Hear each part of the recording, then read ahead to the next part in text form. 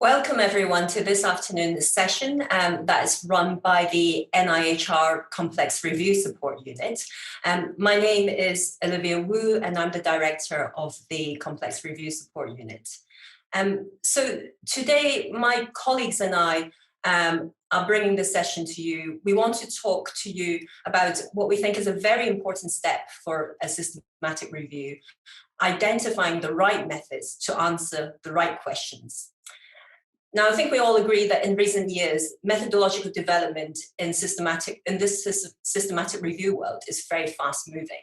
I think if you just look at the Cochrane Handbook, in the 2006 edition, there were 11 chapters, and the most recent edition, published in September 2020, has 26 chapters.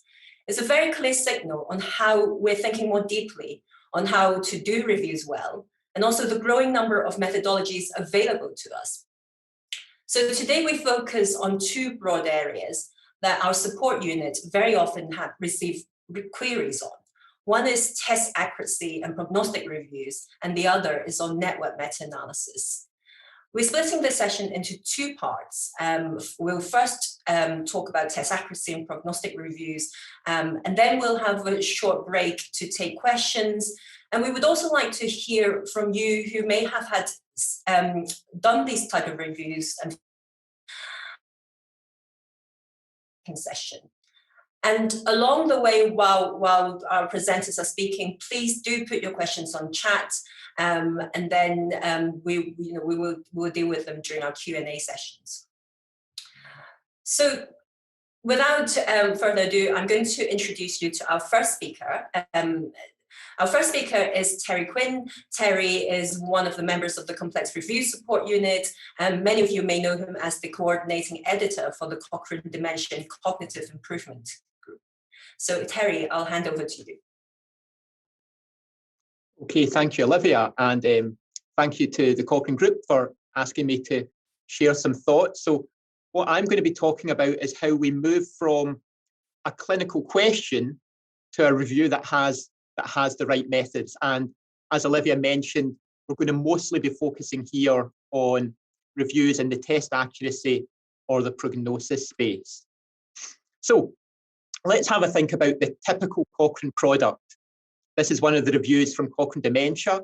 It's looking at aromatherapy. It's a good review. It's one of our most downloaded reviews, but it's quite traditional. It has a small number of placebo-controlled trials. There's an attempt at a pairwise analysis, but there's not many studies to inform that. And the conclusion is the conclusion that we so often see in a Cochrane review, that more research is needed.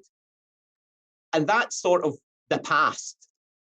The brave new world for Cochrane is something more complex, and that's what we need to answer the important clinical questions. Olivia's already alluded to this, but if you have a look at the Cochrane Methods website, you'll see that it's growing all the time. And there's new groups being formed to look at different methods, including things like comparing multiple interventions, IPD, qualitative, non-randomized studies, and lots of other things that I can't put on this slide. So it's maybe unsurprising that the clinicians that get involved in Cochrane seem a bit bewildered by this.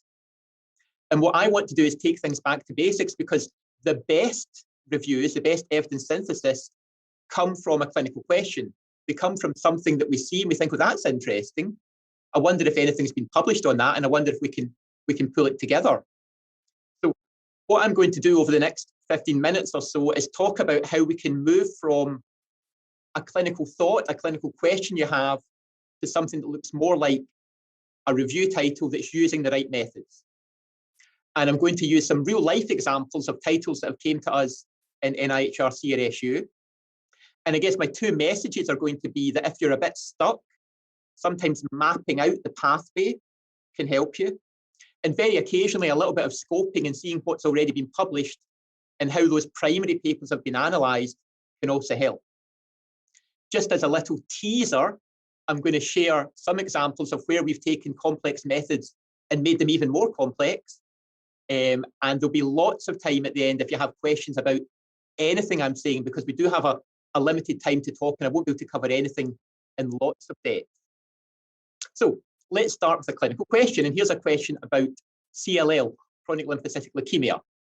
And the question is, I recognise that things like age and staging seem to tell me about relapse. If I combine them, will it allow me to predict who's going to relapse? And what we can do to work out the method here is we can map it out a little bit. So we have a population of people with CLL.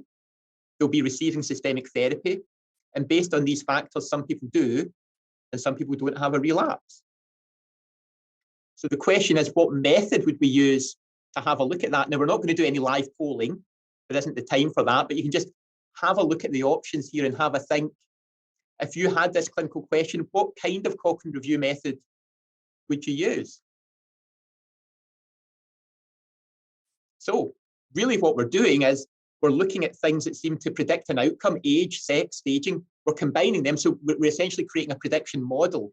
And this is very much an exemplar of the prognosis review method that uses prediction models or prognosis models. And this isn't a theoretical example. This is a real review.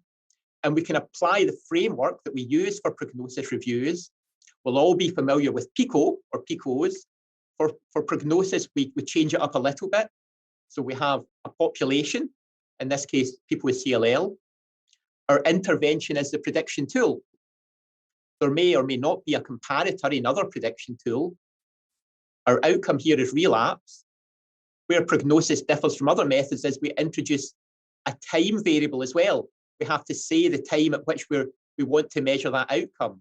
So here we're looking at 1 year. And we recognize that these things differ according to the setting in which they're used. So we specify a setting, and that could be the oncology outpatient department. If you were stuck, and if you weren't sure, what you can do is you can look at some of the primary papers, and the primary papers that made this summary of findings table looked at two complementary measures. They looked at discrimination and they looked at calibration. Now, I'd never say that you want the analytical tail to wag the review dog, but just sometimes when you're stuck, if you have a look at the primary papers, it can help you decide which method is going to be best. And as I said, this isn't a completely theoretical example. This is a prognosis review that's been completed within Cochrane, and it's one of the ones that Cochrane use as a good practice example of how to do this kind of work. So let's change the question a little bit and let's say, okay, I've got this prediction model. If I use it, is that helpful? Similar question. Again, we're talking about prediction models. What sort of method for a review would be used there? And again, I've gave you some options. Well, actually, this is an intervention here. Although we're looking at a prediction model, we're using the prediction model as the intervention. What do I mean by that? Well, we're moving from this paradigm where we recognize that some things are associated with an outcome, and we're essentially looking at the strength of that association, to something a bit more complex, where we have our population, they have their primary systemic therapy, and then usual practice would be to give more of that therapy or not give more of that therapy, and some people will relapse and some people won't. And it's a bit arbitrary. It's maybe based on clinical experience who gets what. Whereas we can introduce the prediction tool to guide who doesn't and doesn't get therapy, and we can compare the number of relapses using those two approaches. So it is an intervention, and it would use intervention review methods, even though at its heart there's a prediction tool there. So let's change the question again. We're still thinking about CLL, but now the question is, well, how many people out there with CLL relapse? Important question. Which of those methods would you use for that? And of course, it's a trick question because none of those methods are appropriate. And I just put this in to remind us that important questions that, will give an important systematic review aren't always suitable for Cochrane. Cochrane have a particular remit for particular reviews, and some reviews don't fit quite well within the Cochrane model, but that doesn't make them bad systematic reviews. Okay, so let's move from CLL to another area. We're looking at MS now. And the question is, can I use clinical features to tell me how someone is going to respond to immunotherapy in MS? So again, we can map this out, and the map looks quite similar to the previous example. We have people with MS, they get immunotherapy, and based on certain factors, that seems to tell you who will and won't relapse. So again, this is a real life example. This group came to us. Which method did we use for their review?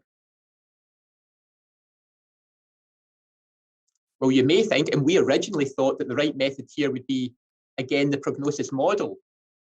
But this is a good example of where sometimes if you just do a little bit of scoping and look at the data that are available, you maybe will change the review method that you want to use, because actually the papers that were available didn't use a prognosis model approach at all. What they did was they had subgroup analyses of trials.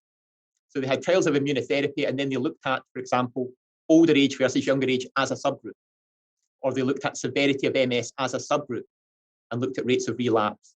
So actually, for this review, we went back to pairwise, but we looked at lots of subgroups. And again, this is a real example of a review that came to us. So let's move now to some things that came through my group in dementia. And here's a clinical question. Medications that have anticholinergic effects, people say they're associated with dementia. That's often headlines in the press about medications that are associated with dementia. So let's map this out. What we're saying is you have a population of people who have no memory and thinking problems. In theory, if they're exposed to anticholinergic medication, they may develop cognitive impairment, memory and thinking problems. And if they continue to be exposed, they may or may not develop dementia. And here is one of those cholinergic burden scales. It looks a bit overwhelming because it is, but essentially you have long lists of medications and each one is assigned a score of 1, 2, or 3, and you can calculate the cumulative burden of anticholinergics for an individual. So what sort of method would we use here if we're thinking about anticholinergic burden and risk of future dementia?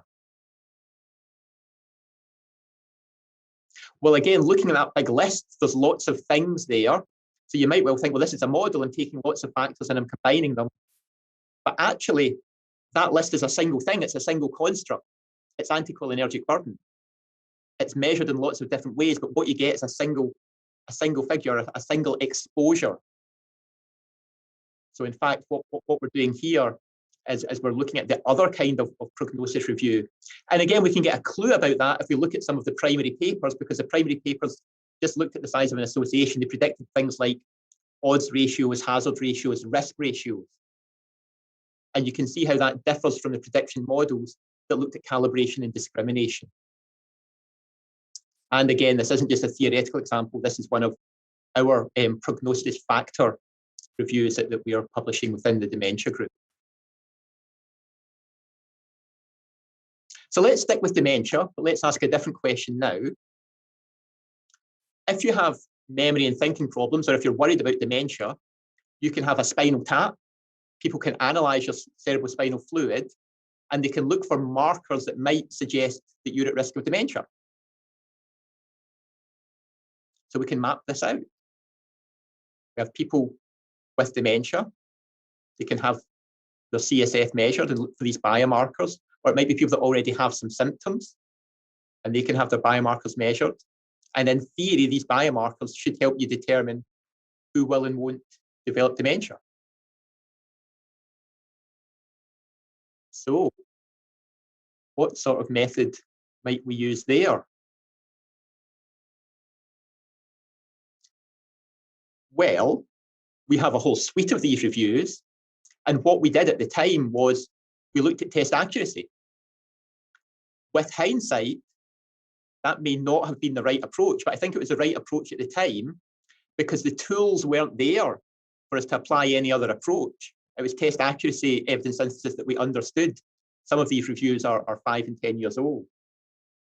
But actually, if we look back at our map, we can see the exposure here is separated in time from the outcome.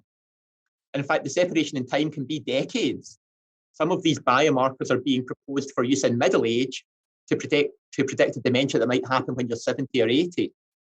So the test accuracy paradigm maybe isn't quite right here. And actually, with hindsight, what we should have done is looked at these using the prognosis factor lens.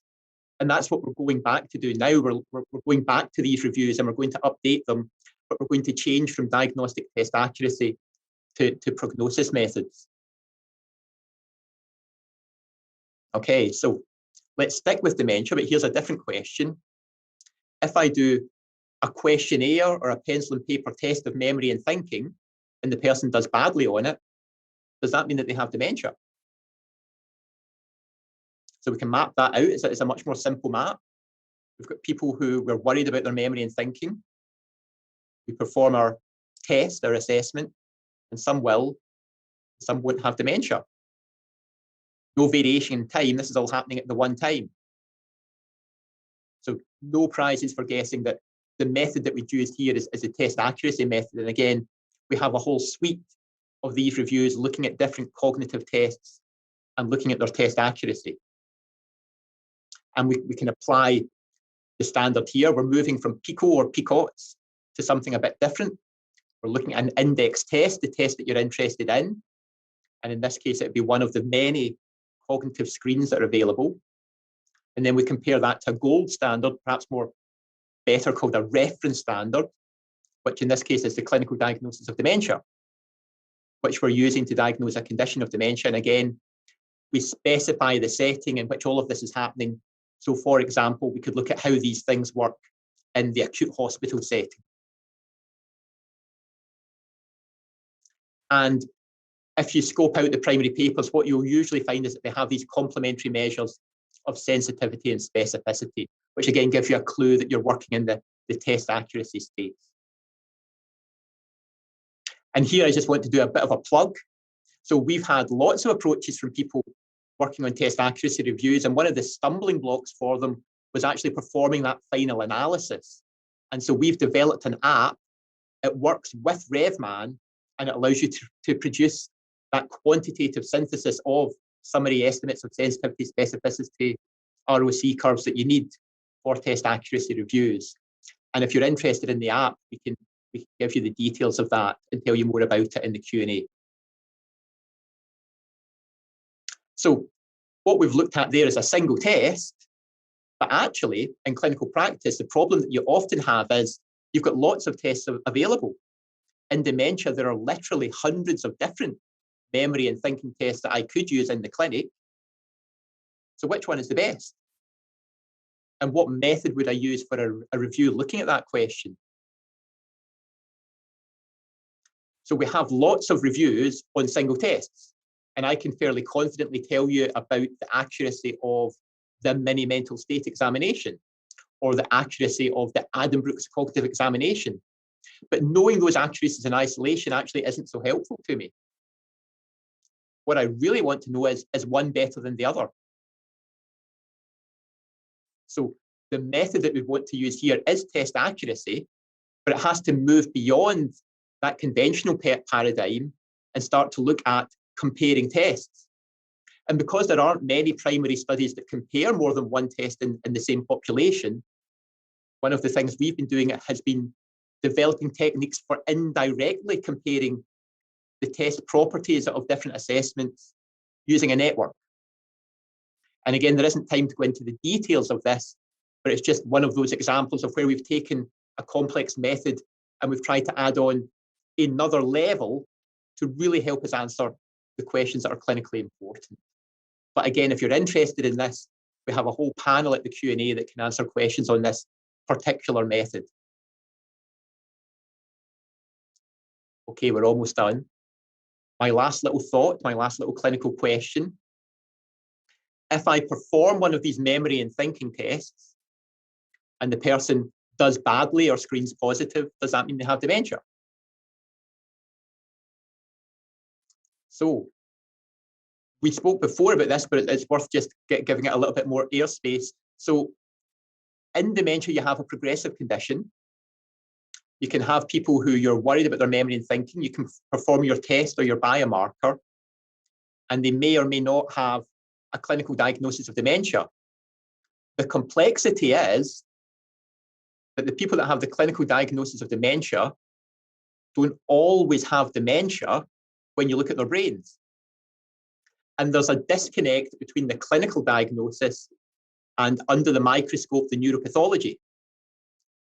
So really what we're talking about here is test accuracy, but the reference standard that we use, because we can't get brain material on everyone with suspected dementia, is imperfect. There's variation in it, and it maybe doesn't completely capture the condition that we're interested in. Very common in test accuracy research to have this imperfect reference standard. And again, just as a little teaser, we have been doing some work on this as well. So what I have here are estimates of the inter-observer variability of different ways of diagnosing dementia. And I just show this to you to show that it's there.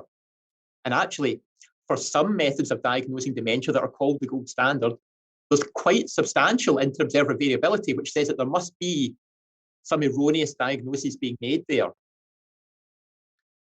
And again, just as a little teaser, but if you want to know more, ask questions in the Q&A. We've been doing some work about how you can try and incorporate that imperfect reference standard into your analysis. And here we have an example of where we've applied this to the diagnosis of deep venous thrombosis. But really, I just show it to make the point that when we assume that the reference standard is perfect, we can sometimes over or underestimate the true properties of that test.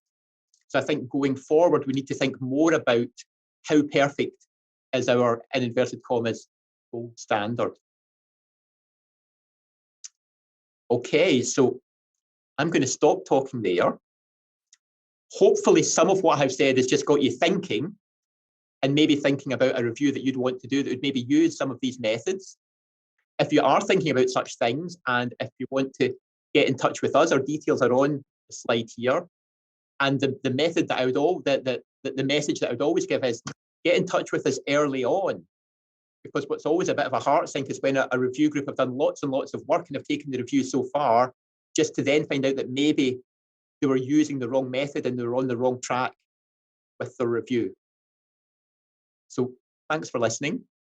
Hopefully we've generated some questions. At this point, I'm going to hand back to Olivia. Thank you, Terry. So we now have some time for a panel discussion and also for us to answer some of your questions. So you'll see on the screen, today we have, including myself, 7 members of the Complex Review Support Unit here. We all do work in both diagnostic test accuracy reviews, prognostic reviews, and network meta-analysis. So we really would like a lively chat with you, and also to try and answer some of your questions. So there has been quite a few questions coming in already, and I'm just going to go straight to it. Now, Terry, I absolutely agree with you, and we see this a lot. And the first part of thinking about how to approach the review is so important. And I think often people underestimate how much time they should be spending on this. And the way that you've laid out your pathway diagram is really nice. It really helps you think about the actual problem. But you talk in your examples, you talk a lot about the potential different problems that may result in you on the choice of the methodology. Sometimes it's really thinking about what you're asking, and it could be to do with the data. And so one of our participants is asking, are there any resources available to help reviewers determine the right approach? Such as health economists often use decision trees type approach. What are there any resources out there, or do you have any top tips for us? So I'll share my thoughts, but I'm sure other people on the panel will have thoughts as well. The little pictures that I showed, those little schematics, they look very simple, but they help me think about things. Because I guess one of the fundamental differences between diagnosis and prognosis is about time, and whether that there is the passage of time between the exposure and the outcome, and that the diagnosis and prognosis, primary research and reviews are quite blurred. But I think if you try and map out exactly what's happening, that often helps me. If I'm allowed to plug CRSU a bit more, we also have some resources on our website. So we have some resources about test accuracy, and we have some little apps that you can play with as well that can maybe just help you inform your thinking about whether the area you're interested in is truly diagnosis or truly prognosis. Thanks, Terry. And so another question is about how do you know if you're not doing, if your approach is not right? So so some people do come to us, and then we can help them, either to give them confidence that they are actually along the right track, or we'll give them advice on how they could approach things differently. But many reviewers might not know if they've gone down the wrong track. So are there ways to self-check, perhaps, to find out, to give you a signal, perhaps, this is the time to pause and think about this again? Sure. Well, again, I'll give my thoughts, but other people do chip in. So once you have your title and you have an idea of some of the papers that you think are going to be included, you can kind of create a little ghost draft of what your summary of findings table might look like. And you can just think, are the papers that I have that I know are relevant to this question that I think are going to be included in the review, will they allow me to fill in that kind of summary of findings table? So there's a template summary of findings table for prognosis, for diagnosis, for interventions, and you can just think, can I get from A to B with these papers that I think are going to be in my review? Will they allow me to complete that table or not? And if you find that there's a disconnect between the two, then you maybe need to take a step back and think, am I applying the right methods here? So what about the other members of the panel? Does anybody want to add anything to what Terry said already?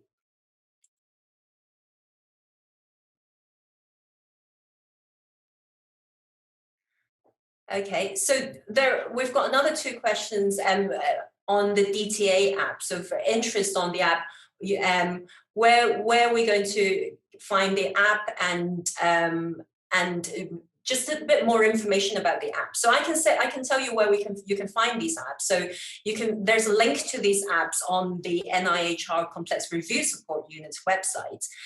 So you can find it there. But perhaps I can ask Enzo. So Enzo Chirullo is one of the members of our team, and he's done a lot of work in developing the diagnostic test accuracy app. Enzo, do you want to say something about what the app can do? And yeah, so the diagnostic test accuracy app Meta DTA, that was actually done by Suzanne, and that can do the sort of standard bivariate model. So that's for assessing the accuracy of a single test for a meta-analysis. And it gives you the summary receiver operating characteristic plot for that. So you can use those in manuscripts, for example. Thanks. Olivia, can I just add that in Meta DTA as well, we've also integrated the quality assessment into the data entry. So you can also have a look at your summary ROC curves and display the quality assessment data for each study at the same time. So you can have a look at maybe how that quality assessment is impacting your results. And sensitivity analysis is really easy, because you can go to the sensitivity analysis tab and you can just select studies to exclude, and the app just automatically updates for you there and then. I think the other thing to add is these apps are constantly being developed and updated. And so if you have used the app and you've got thoughts on how the app can be improved, or additional functions that would be really useful, then do drop us an email or send a comment through our website, so that it will help us prioritize our development of the app.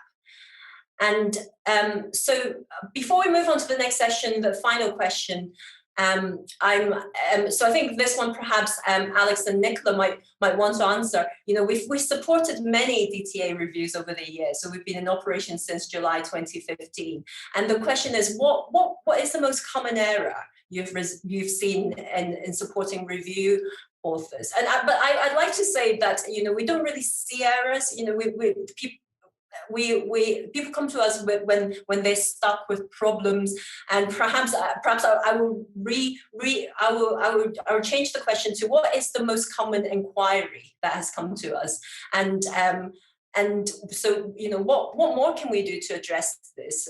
So rather than, you know, having people to be stuck on something and then come to us, is there something that, you know, that we can advise here, so that they can overcome this? Do you want me to have first go? Okay. I think that one of the first things is that there's difficulty in interpretation, even when you can fit some of the models and how to present the results. So I think that's a challenge. And hopefully, I mean, that's one of the reasons we developed the app. People struggle with the analysis and interpreting results, and we've tried to make things visual there and give some info on that. I mean, from my point of view, what's the most difficult thing that I encounter is that there's often great heterogeneity in these reviews, and it's quite challenging to even sort of set up the models to start exploring that, and often they're not that straightforward to you know, interpret and explain. So in terms of the analysis, it's those things, and indeed the next version of the DTA app, we hope to be able to incorporate covariates to make that a lot easier, because we kind of identified that as the next step forward.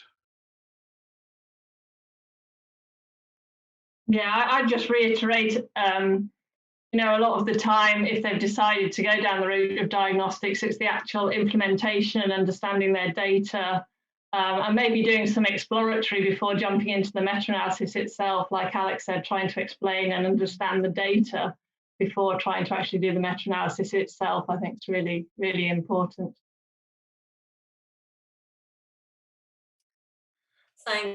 Thanks, Nicola. So we've got a few more questions, but in the interest of time, I think we'll move on to part two. But please remember, we're here as a support unit. So if you're working on a review that you would like some advice on, or just to have a chat with us, then just get in touch with us. So the second part of this session is on network meta-analysis and component network meta-analysis, and our unit definitely have supported a lot of these type of reviews as well. So I'm going to hand over to Suzanne and Neil. So Suzanne Freeman is a research associate at the University of Leicester. Neil Hawkins is based at the University of Glasgow. He's the Deputy Director of the Complex Review Support Unit.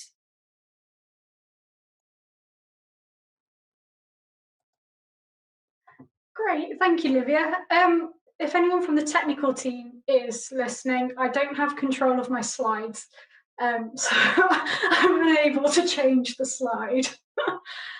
So, thank you. So I'm going to start by talking through a pairwise network and component network meta-analysis, and then I'll be handing over to Neil, who will talk through some examples. So I think pretty much everyone in this audience should be familiar with the idea of a pairwise meta-analysis, where we take a series of clinical trials, all comparing the same two treatments, and we're looking at answering questions such as, is treatment B more effective than treatment A? Or what is the effectiveness of treatment B compared to treatment A? So if we can go to the next slide, then on this slide, you can see here, I've created this hypothetical scenario for network meta-analysis. So I've got 20 blue boxes here, which represent 20 clinical trials. And in this particular network, I've got 5 treatments, A, B, C, D, and E, and each trial is comparing different combinations of those treatments. So on the next slide, we can redraw those 20 blue boxes into a network diagram. So what we can see here is we've got each treatment is a treatment node in the network, and then we've got solid black lines connecting those treatment nodes where we have direct head-to-head clinical trial evidence. So we've got 5 trials comparing treatment A with treatment B, and 6 trials comparing treatment A with treatment D. but we don't have any direct head-to-head evidence comparing treatment B with treatment D. So now the advantage of network meta-analysis is that it allows us to compare every treatment in our network to every other treatment in our network. So by analysing this network using network meta-analysis methods, we can get an estimate for treatment B compared to treatment D. So with network meta-analysis, we can answer questions of the form, which of these treatment options is the most effective, or even which of these treatments are effective, and also what is the comparative effectiveness of the treatments A, B, C, D, and E. So moving on to the next slide, this compares this pairwise and a network meta-analysis approach. So in a pairwise meta-analysis, we've only got our 2 treatment options. So if our research question, for example, was of the form, does any form of intervention reduce the outcome of interest? Then we may find that we lump together some interventions and compare all of those to control.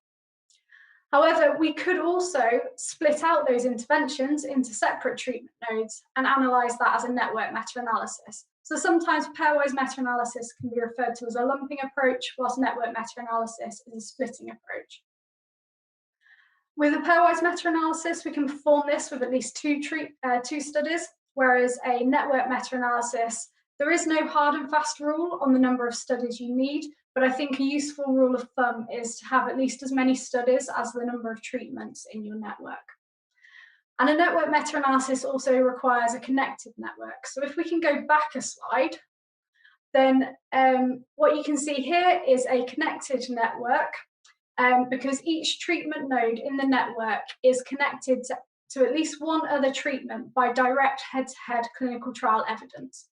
If we removed the 2 trials connecting treatment A and treatment E, we would no longer have a connected network for all 5 of our treatments. We would just have a smaller network looking at A, B, C, and D. If we can move on a slide and on again, then component network meta-analysis is a newer approach that has sort of really increased in popularity in the last few years. And so I'd like to sort of explain this approach by thinking about this example of psychological preparation for adults undergoing surgery to reduce length of stay in hospital. So on the right-hand side of the screen, this is the network diagram for this particular review. And what we can see here is we've got 20 interventions in total, but 15 of those interventions are actually made up of multiple components.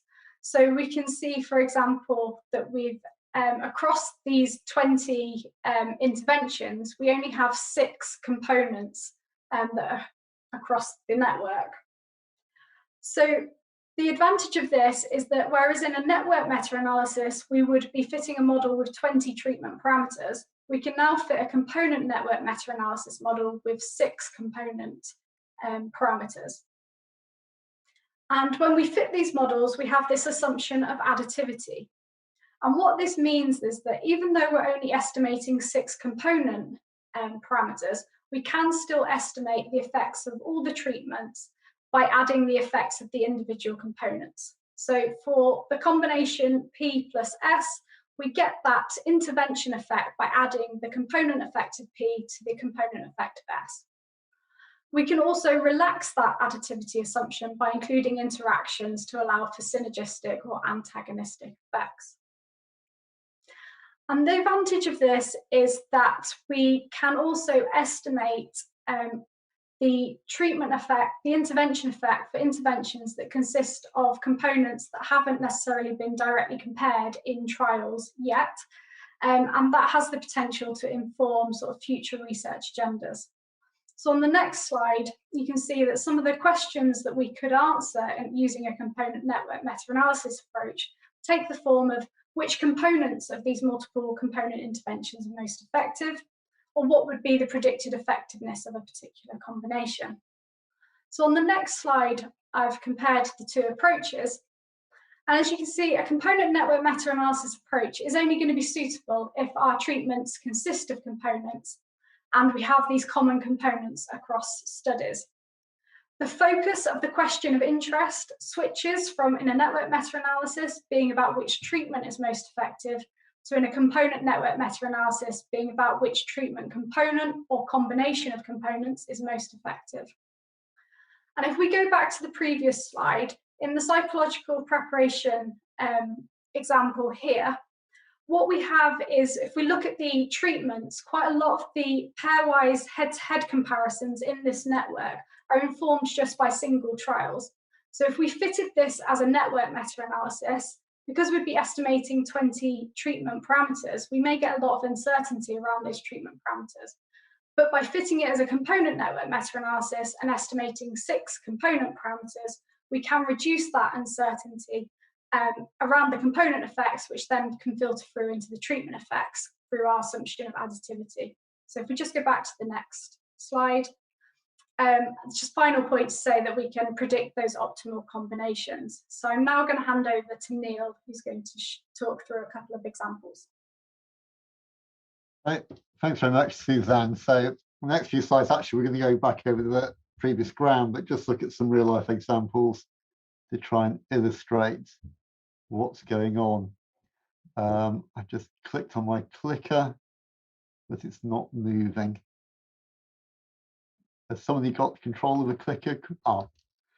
So these are examples. There are 3 different analyses which were looking at treatments for promoting smoking cessation. So we can actually look at different analyses which were done in the same kind of clinical area and look at how they vary, and also looking at, going back to kind of Terry's points, how they might answer subtly different questions. Can you go to the next slide, please? The next slide. So this is an example of a conventional pairwise type of analyses, where in this case we've got a series of different analyses comparing 2 different treatments in each case. Can we click on, I think, a pop-up will, yeah. So just to, this is what we're very familiar with. So this is looking at counselling versus control, and gives us an estimate of relative effectiveness between these 2 interventions. And here in smoking cessation, there's quite a lot of different interventions. So we get a lot of different pairwise comparisons. Now, how useful they are depends on what question you're trying to answer. If there's a particular pairwise comparison you're interested in, you have a patient or a group of patients, or not patients in this case, but people smoking, and there are those, you only have 2 options to choose from, and you might find a perfect pairwise comparison to answer your question. But it's quite possible you have more than 2 options to choose from for a particular group of smokers, and then you're struggling to know, well, I might know that compared to control, all of these options work, but which one is the best? And pairwise comparison doesn't really tell you that, although you might be tempted to kind of informally compare estimates of effect size within these pairwise comparisons to try and compare between different interventions. It's also worth noting that there is an assumption here that within a pairwise comparison, that we can combine these studies in some way which gives us a meaningful overall effect estimate. So there is already some assumption of exchangeability within these studies in a pairwise comparison. It might be relaxed a bit if we have a random effects analysis, which allows for the true effect to vary, but there's still an assumption within a pairwise comparison of exchangeability. And strictly speaking, we cannot say anything comparing across pairwise comparisons. Go to the next slide, please. So let's go to a network meta-analysis. Next slide, please. And next slide, please. So now we've taken our network of trials looking at smoking cessation interventions. They form a connected network. We can do a network meta-analysis, and now actually we can compare a whole bunch of different interventions against each other. We can compare active intervention versus active intervention, and each intervention placebo. We can potentially rank them according to estimated effectiveness, and we can look at uncertainties in those rankings. So now actually I've got information which allows me to choose between a bunch of different potential interventions, which allows me to answer a wider set of clinical questions, but at a cost. And the cost is that the treatment effects are consistent, they're exchangeable, I can compare them. So if I get a relative risk or an odds ratio of 2 comparing intervention A versus B, and odds ratio of 3 comparing intervention C to B, I can make a comparison between those odds ratios and make the comparison between B and C, whichever way around it was. So I've got now an analysis which is more powerful because it allows me to compare multiple interventions, but there is a cost. I'm having to make a stronger assumption. But I can test that assumption, and it's a very useful assumption if I can convince myself and convince others it applies to a reasonable extent to my trial data. So now I've got an analysis which allows me to compare simultaneously multiple interventions, but at the cost of this exchangeability or consistency assumption. Next slide, please. So we're going to go on to finally to the component analyses. Next slide, please. And next slide again, please.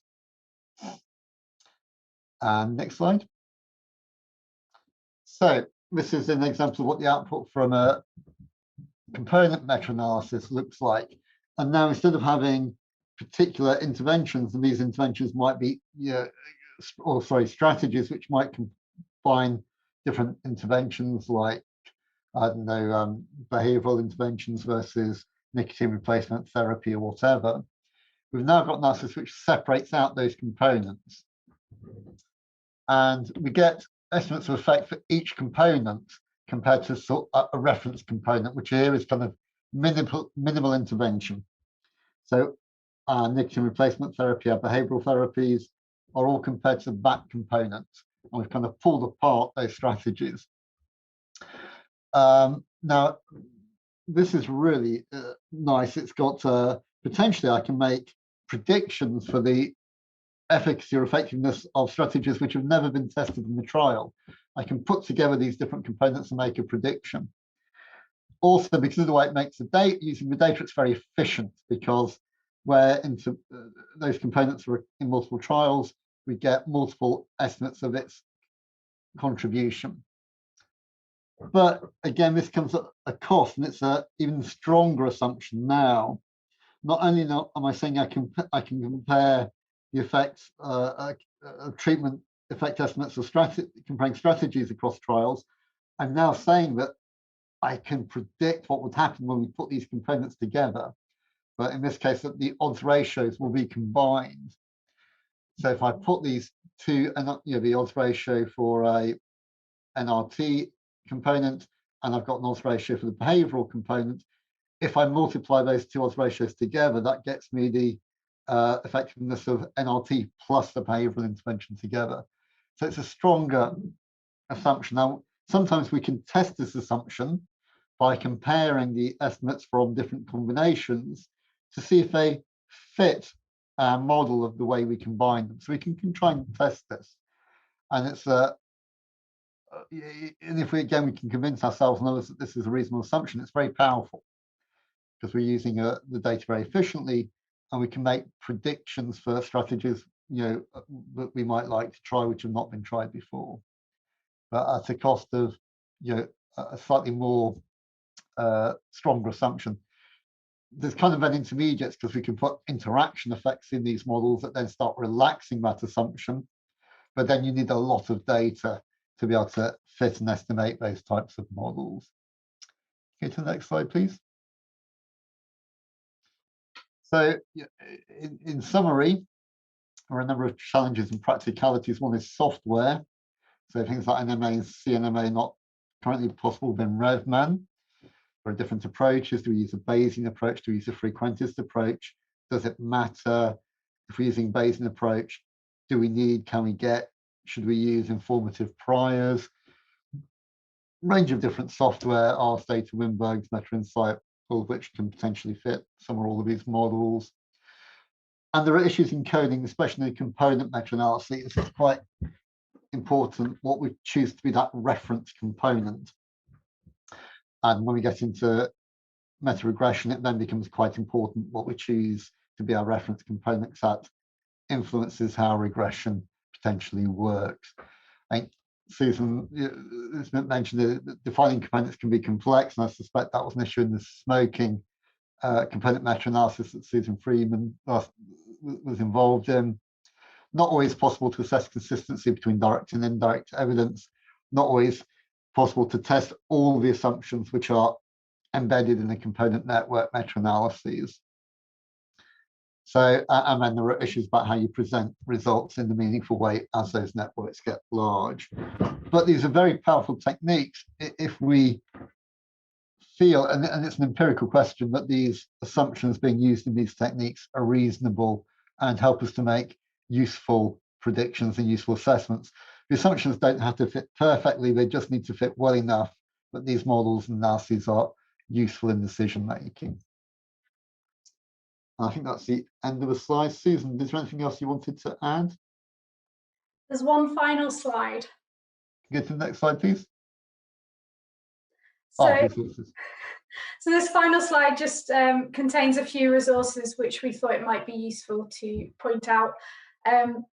The Cochrane Learning Live website has a whole network meta-analysis webinar series, which includes webinars on using Meta Insight, which is the CRSU app, using the Cinema app, as well as one on component network meta-analysis. So if you're really interested, I do suggest giving these a view.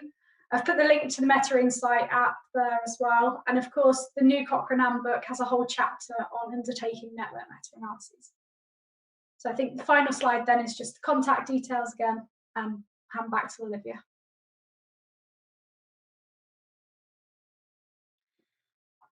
Thank you, Suzanne. So I'm glad that you mentioned the software issue, because there was a question on software, and so the Meta Insights app is our app for conducting network meta-analysis, which we developed in parallel with the diagnostic test accuracy app. So again, you can get access to both apps through our website. Now we've got a little bit of time left for questions, so let's get the panel back together for final session questions.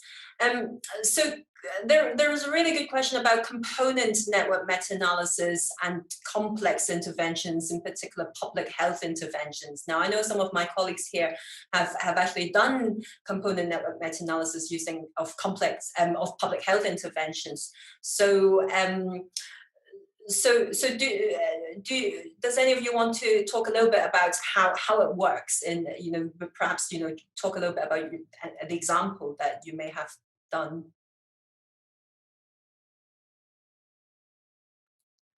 I can talk about one that is being done. I've not got a direct involvement in it, but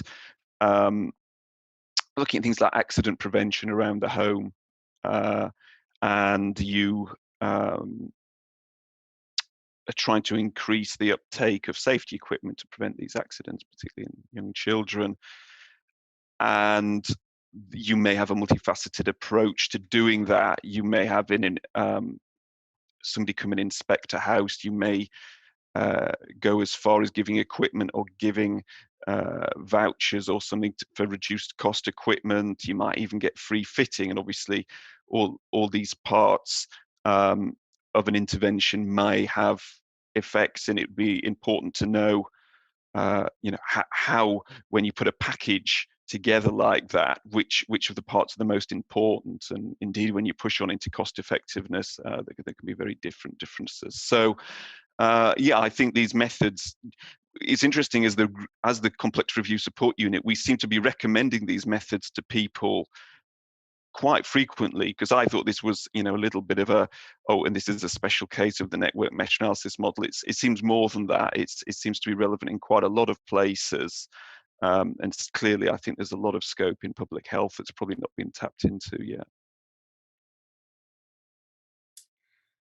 Okay, so we have another question here on updating reviews. So I think Terry, you mentioned this. You know, on one occasion you update a review and actually you realize that there's a better approach to how you address that, and so if you do that, what implications do you think it will have on these reviews? You know, or does it not have any impact? Well, I guess it depends on how much of a change you're making, because at one end of the spectrum, you might move from one method to a completely different method. So for example, I mentioned that we have a suite of reviews that really used the test accuracy framework, but we're going to repeat them and we're going to use the prognosis framework. So for those examples, we're starting from scratch. You know, for another example, if I can give you an example in our group of where we're using component network meta-analysis, one of our most accessed reviews was looking at the features that can be used to prevent the condition of delirium. And in its original iteration, we just had a black box that said multi-component interventions seem to work. But now, as there are more primary research studies, we've applied the component approach to it, and it's been really interesting unpacking the black box and seeing, well, actually, within these multi-component interventions, there are some things that seem to really be doing all the work, and actually there are possibly even some things that people use that are harmful.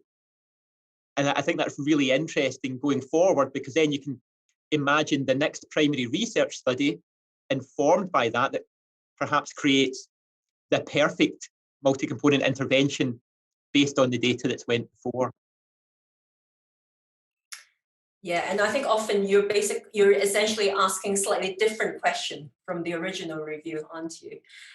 Okay, so I've got a couple of questions here asking how the CRSU operates, especially thinking about the Cochrane Method Support Unit. So I can say that this complex review support unit works in parallel with the Cochrane Methods units, and we do have connections with all these units, and many of us have worked with members of those units on in a different capacity. And I know some of us have commented on the recent NMA new chapter in the Cochrane handbook as well. So we're not in competition or in isolation from the Cochrane methods group, and also the method support units. We're working together, and we often share ideas or challenges that come across that come to us, and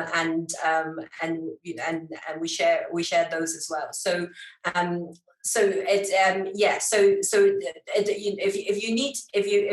if you need help with your review, you can definitely either go to the Cochrane Methods Support Unit or the Cochrane Methods Group or ourselves. I think we're just all here to help you. Right. Then there's another question on how many inquiries do we deal with per year. Roughly, I think we deal with maybe perhaps on average about 20 reviews a year, but so every review is different. So some reviews come to us, would only require a teleconference, and we go through some of the challenges they're facing, but other reviews might require more attention, and we will work with them over a period of time to help them shape the question, develop the protocol, or try and troubleshoot the analysis that they're undertaking. So every query that comes to us are different. It's hard to think of a standard type support. Right. Okay. So I think we're almost out of time. So I just want to thank my colleagues for the session, and also, most importantly, to thank you all for coming along and all the questions that you've asked us. It's really nice to have some interaction with you all, even though we're now in a virtual world.